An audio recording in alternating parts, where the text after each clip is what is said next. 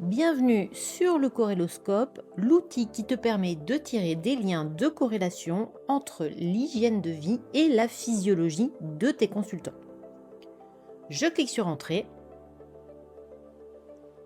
Alors, vous avez tout un passage qui vous permet de comprendre comment ça fonctionne. On va passer directement au corréloscope en lui-même.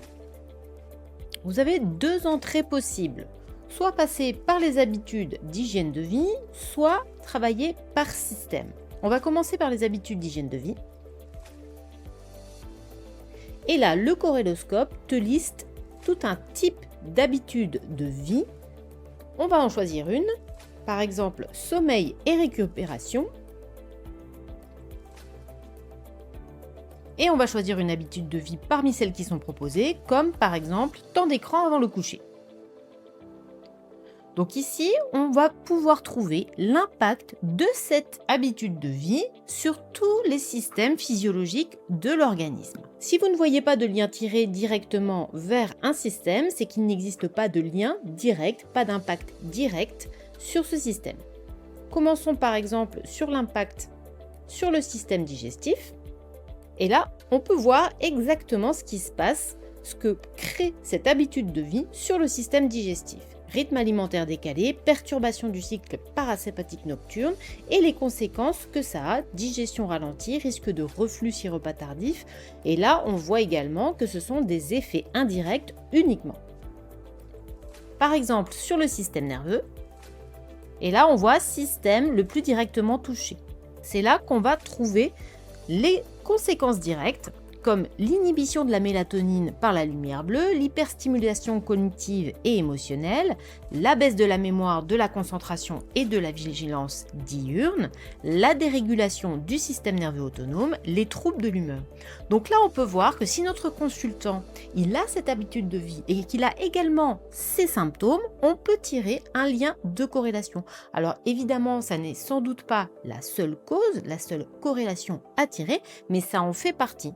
Et si tu as du mal à tirer des liens comme ça entre les habitudes de vie de ton consultant et les symptômes qu'il présente, ça va t'aider. Et ça te permet de savoir exactement où tu dois agir. Donc comme tu le vois, le scroll nocturne a un impact en fait sur la majorité des systèmes de l'organisme, quels qu'ils soient. Voilà, donc ce n'est qu'un exemple. Il y a des dizaines d'habitudes de vie qui sont répertoriées et triées. On va passer par l'autre entrée pour voir un petit peu ce que ça donne, et c'est le corréloscope intersystème. Et là, on a tous les systèmes. On va cliquer sur un, le système digestif par exemple, et ce qu'on cherche à savoir, c'est quel impact a un système digestif perturbé sur les autres systèmes, ce qui nous permet d'aller encore plus loin dans les corrélations, encore plus loin que les simples habitudes de vie.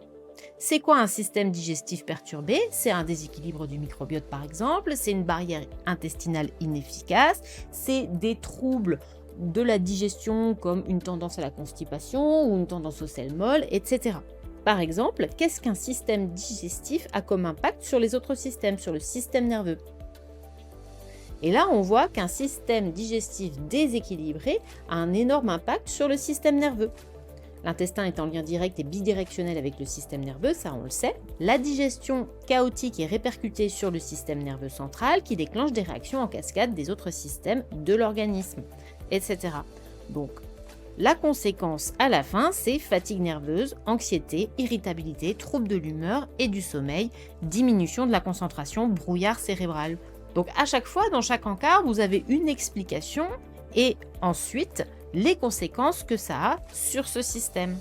Donc ça, le corréloscope intersystème, il vous permet d'aller encore plus loin dans les corrélations. Quand vous avez déterminé qu'un système physiologique chez votre consultant est perturbé à l'évidence, parce qu'il présente beaucoup de signes qui le montrent, vous pouvez savoir à quel niveau ça impacte et identifier la cascade de dominos. Voilà comment fonctionne le corréloscope intersystème. Donc, comme vous pouvez le constater, il ne fait pas le travail pour vous, mais par contre, il va vous aiguiller, il va vous permettre de comprendre et donc de faire un schéma dans votre tête de ce qui se passe dans l'organisme de votre consultant. Le corréloscope, l'outil indispensable à avoir pour analyser les cas de tes consultants.